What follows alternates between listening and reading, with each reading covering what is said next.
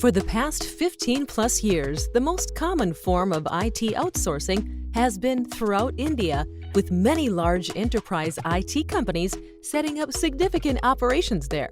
Recently, with the popularity of cloud hosting services and remote work becoming commonplace, a more practical way of outsourcing, or nearshoring, has become much more desirable. But why?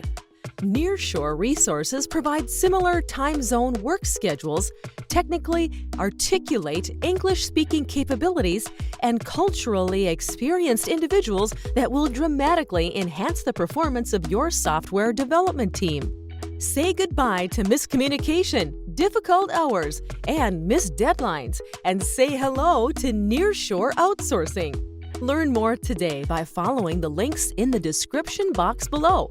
And check out more videos in our Sonatafy Defined web series.